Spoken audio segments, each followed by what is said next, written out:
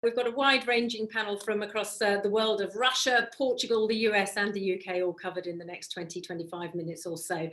So without further ado, I will crack on with the panel and start talking about how we can use technology to help, not just in preventing future outbreaks, but also how to manage fans in Stadia when they are allowed. So we're going to start with just a quick précis of our panel, because obviously in different hotspots around the globe, everyone is working to different guidance, and some have even got fans in their Stadia, she says rather enviously. So we'll start with Igor Pavlovich as Deputy for Security for FC Zenit. And Igor, you have started your season and you've seen an increase in crowds from 10% to 50% over the last month. Just talk us through how you're managing that and what the landscape is like there in Russia at the moment. Okay, well, we started in August this year and we started to finish previous season and started with 10% of capacity. We saw that there is no any problem and there is no relation between virus spreading in the city, and we got a permission to invite 50% of spectators to our stadium with some strong restrictions, like to keep social distance, to wear all the time at the stadium face mask and gloves. It's a restriction for food and beer distribution at the stadium. We are complying with all these restrictions, and we are hope that will increase number of spectators in nearest future, especially for Champions League games, if our permit us to do it, to have spectators at the stand, because football at the closed door is not a football at all. Mm-hmm. Yeah, here to that. We're all desperate for fans to return, but albeit, of course, it has to be done in a safe fashion. So you guys are at a 50% capacity, and that's some of the steps that you're taking. Christian, over in LA, your season also has started, but that is like us here in the UK, behind closed doors. Absolutely right. So, you know, we started our season back in March. We had 2 matches with a full audience, sold out, and then we've gone down to 0, and we're hoping to welcome back, you know, our fans in 2021.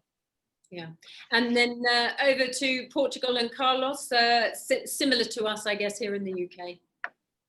Exactly. Still no fans at the stadium, unfortunately, but ready for it whenever it comes. Yeah, and I think that's probably the key thing. I mean, George, obviously you're based at Ascot. We're down in Bristol and governed by the same restrictions of behind closed doors. Just talk us through some of the steps. I guess a lot of us have been on a path of technology over the last few years about how we can manage traffic flow to make the most out of, you know, not having crowds, and to actually make the most from each match day moment. But actually now that technology has suddenly shifted into a very different use. George. Yeah, I mean, it's very true. A lot of the technology that us and many stadiums have looked at around contactless, around digital ticketing, now they become even more relevant in this current climate, because what you want to look at is the removal of any kind of transmission opportunity. And so taking physical tickets and taking cash out of the equation are 2 big drivers.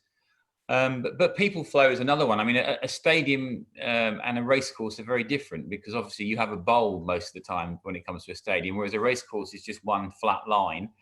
And the flow of people and the management of those people is slightly different, because they're there often for a very long time.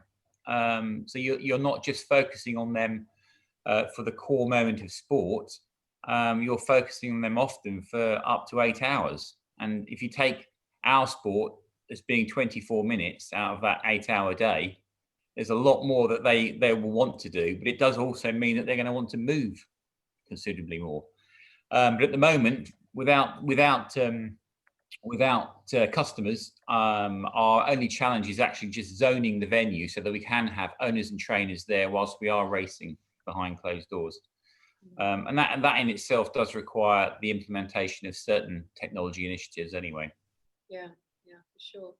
And Christian, over at Bank of California Stadium, I know it's an incredibly technologically advanced stadium that you guys have got over there. And as we were just talking there with George, some of the technology that you'd had a roadmap for is being used now for a fairly different use.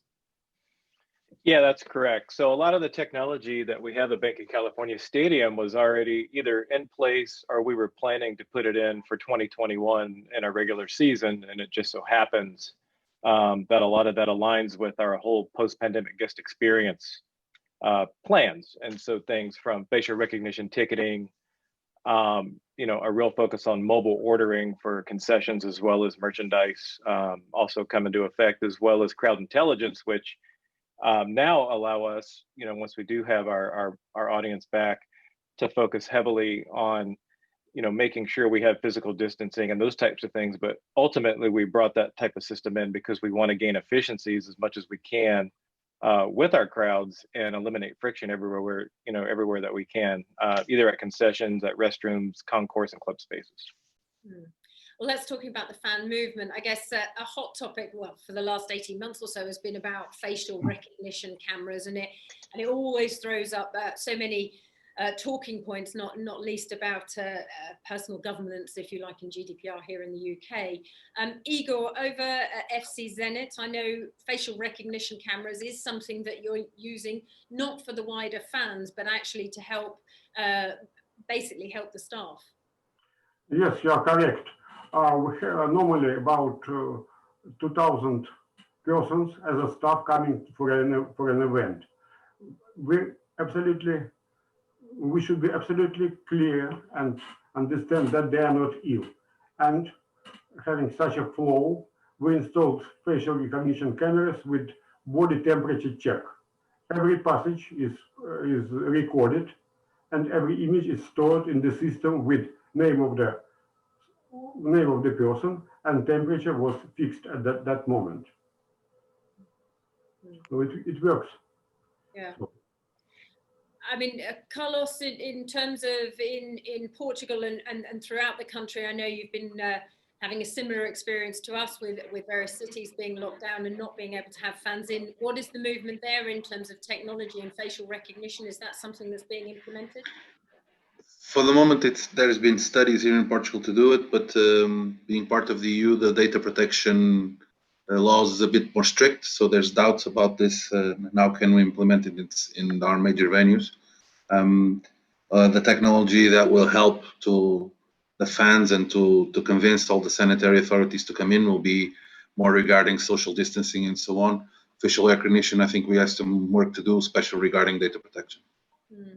I mean, I guess all of you would argue the case fairly strongly that the technology, I mean, for a time, as horrific as the pandemic is, actually the time that it has struck our world is at a time when actually technologically we're pretty well capable of managing it in terms of these people movement and flows. And George, I know you've spoken quite a lot about how, always looking at exploring innovative ways to employ new technology. And actually there is the technology out there to be able to monitor these people flows, the movement, and how people are arriving down to temperature checking.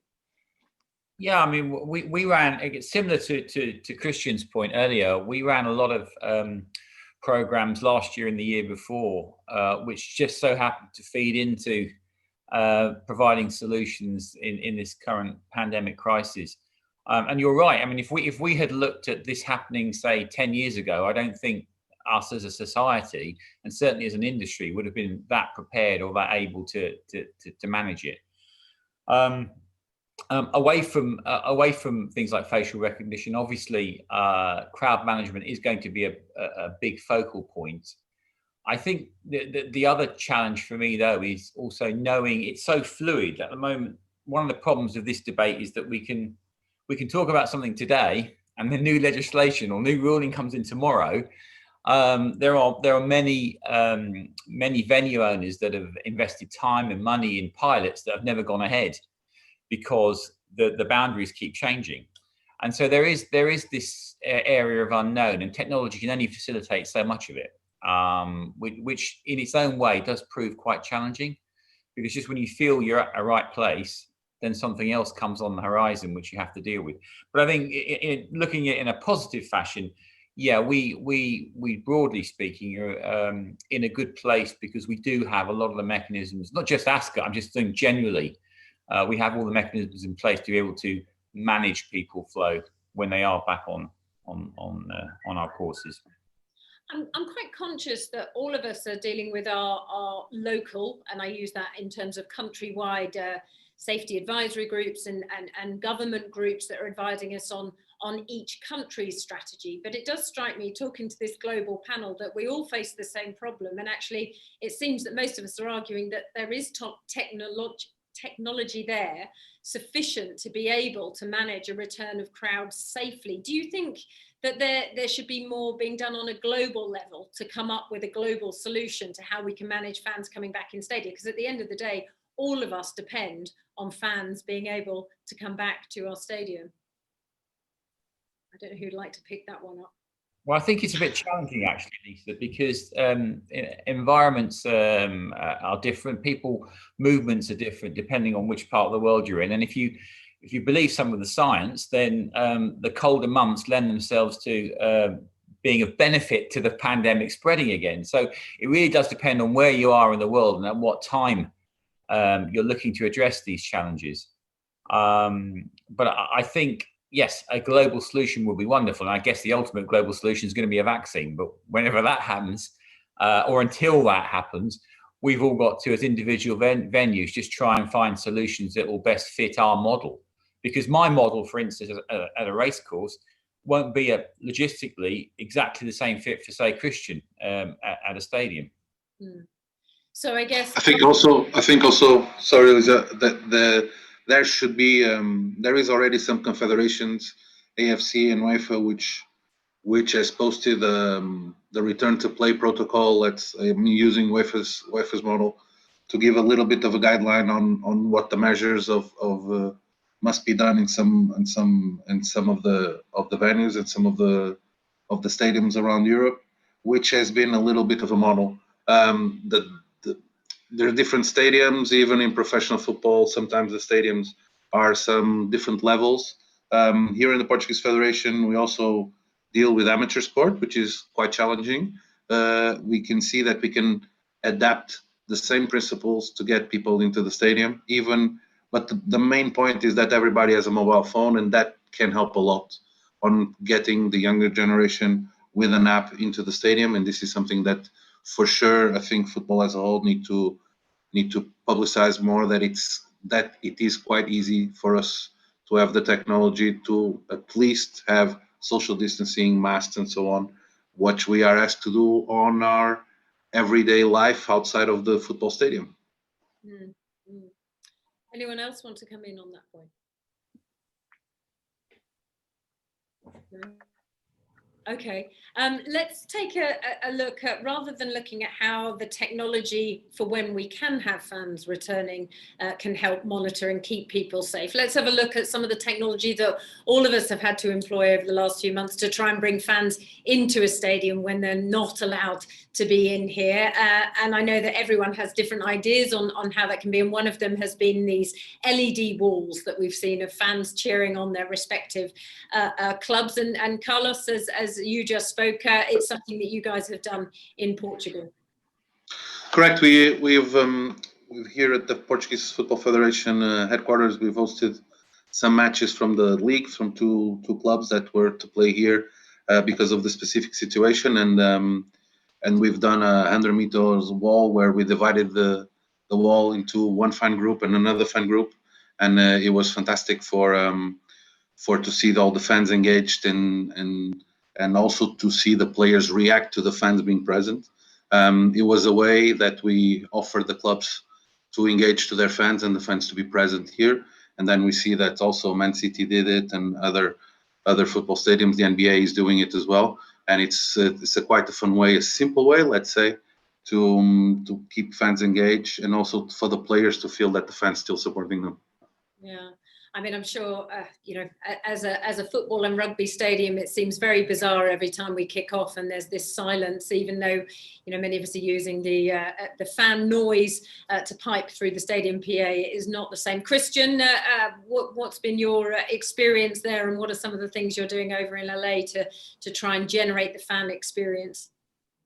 Yeah, you know, for us, we've focused heavily on the mobile app and doing things that engage our fans in home. And that's actually worked out pretty well for us. So things like trivia, for example, have been a really big hit, with our fans. We're also focused on merchandise sales in-app. We have curbside pickup for that, as well as, at-home delivery, those types of things. And, we have done, the Zoom call for the fans. We do have those in the stadium, during matches. It's not something that you see a lot on television, but at least they get to participate. So there is that connection to the club for sure. We've looked at a lot of different audience augmentation type technologies. Ultimately, we don't control our broadcast. So, getting some of that technology to our broadcast partners is a bit of a challenge just based off of, the things that they're doing, for their run of show. But, we're looking at a lot of different things to keep engaged, not only now, but, our focus really is post-pandemic as well. And you think about some of the engagement activities that we've rolled out because of the pandemic, we think are going to be, quite useful when things get back to normal. Give us an example of some of the engagement pieces, because I mean, it's always about engaging in the social conversation, how we keep that fan conversation going in between match days. Just give us an example of a couple of things that you guys have done that you think actually this will translate into a future world.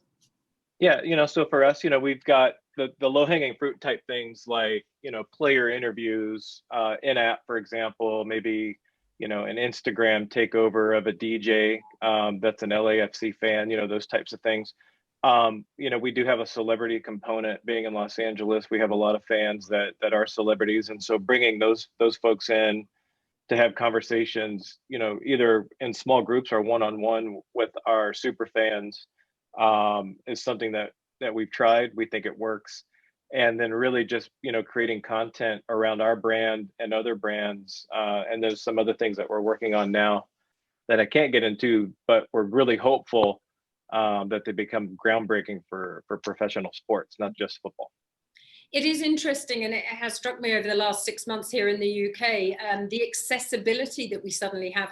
I'm sure all of us have athletes or footballers, rugby players, whichever your sport is, that sometimes it's difficult to get FaceTime with them and get them to do things. But actually, with the world of technology, of using these sort of interactive virtual interviews, actually the superstars, if you like, have suddenly become a lot more accessible.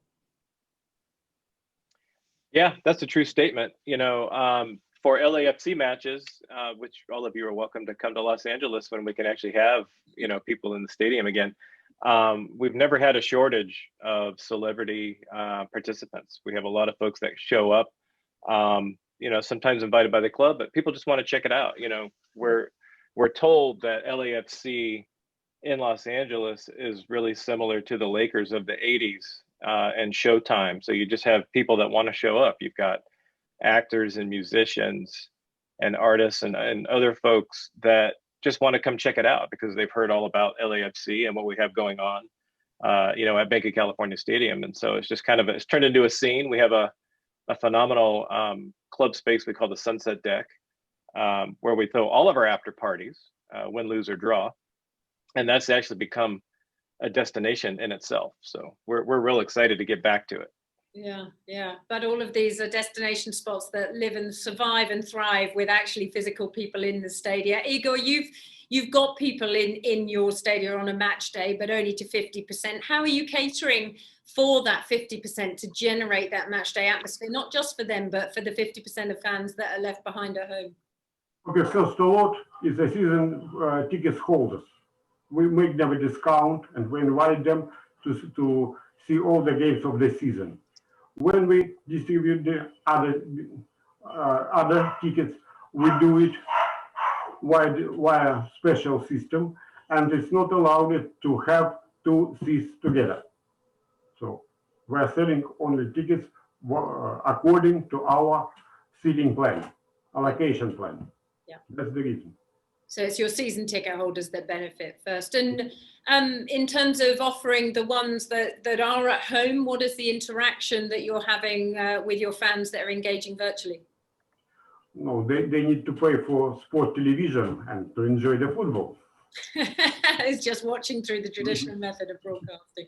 George, I know obviously with the race courses, Ascot is a very different setup, but I know that you've introduced some kind of unique things, and I'm kind of thinking along the golden ticket that you introduced, that's something you've done previously, but actually works in a virtual world as well as people physically being on site in the race course. Yeah, I mean, unlike everybody else on this panel, we don't actually have fans. We have customers, because they don't come to support a particular, unless they're an owner or a trainer, they don't come to support a particular sport and a particular horse. Sorry, and I've always seen us having more in common with we're a lifestyle brand, and to be honest with you, although it might sound like sacrilege, we have more in common with the people flow that might take place at a theme park than it does at a traditional sports venue.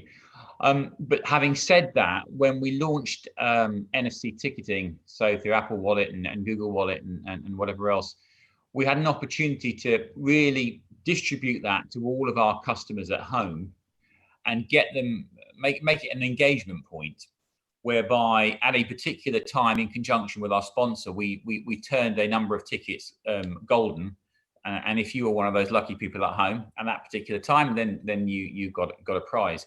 And then for one of our later events in the year, we did something similar, but it allowed us to engage with potential customers who hadn't registered with us before. And the beauty of it is that whilst they have that NFC pass in their wallet, you can always engage with them beyond the event. So effectively, you can send notifications at any point whilst they still have that wallet in there. Now what we're looking at is maybe a version of the collectible digital panini sticker idea, so that you can build some kind of loyalty up over the course of a year and then reward those that have engaged with it most. Yeah, I love that idea, a digital panini. There you go. There's a thought for a Friday afternoon. Just finally, as we've got probably just a minute left on this, just a final sum up from each of you, perhaps, on where you think we are going to be over the next 6 months in terms of how we can use, sort of a sum up of how we can best use technology to see us through this pandemic, not just from helping stop spread the virus, but also to help all of our businesses survive. Carlos, perhaps I'll start with you. The two main goals. One, to be prepared to respond to all the demands, and that the authorities will for sure oblige us to when we open the stadiums. And two, start to give content back to the fans and to remind them how fun it is to come to the stadium. I think it's the two points where technology needs to help us on the near future. I think that's going to be a big one for all of us, is trying to get this habit and routine, because match day is a routine, and all of us are seeing that fans are falling out of that routine and how they digest the content, if you like, of the match day experience. Igor, your final thoughts? I hope that everything will be fine. We will wait for it, maybe another couple of months, and all the world will be healthy and happy, and all our fans will be at our stands, especially for the European games. We're waiting for Europe 2021, so it's called. Our stadium is waiting for the final of Champions League next year. So I hope everything will be nice. Fingers crossed to that. George, final thought from you. I think that we are going to have to challenge ourselves even more. We've got a demographic that has spent a long time away from the venue, and some of them may not come back. And we have to face facts on that one and think about how we can be creative. Yeah, about doing things differently. And finally, Christian, for you? So I'm fairly optimistic. We survey quite a few of our customers. So I think we have a pretty good beat on where they're at. I think if we were able to open the stadium tomorrow, we would be sold out, frankly. So we're just going to keep doing what we do. Hope that we get a vaccine soon. We can open Bank of California Stadium next season. But we won't let our foot off the gas either on technology, thinking about our in-home experience, some of the merch drops that we're going to be high profile this season. We'll focus on next season, and hopefully 2021 just becomes a brighter. We have a brighter future. Yeah, hear to that. Guys, I think we're pretty much out of time on this end panel session for those of us here in the UK and Europe. At the end of the day, Christian, thank you very much for joining us, and wish you the very best of luck. And to all of you, thank you for your time. And here's to that sentiment that hopefully things will be back to normal at some point in the not too distant future.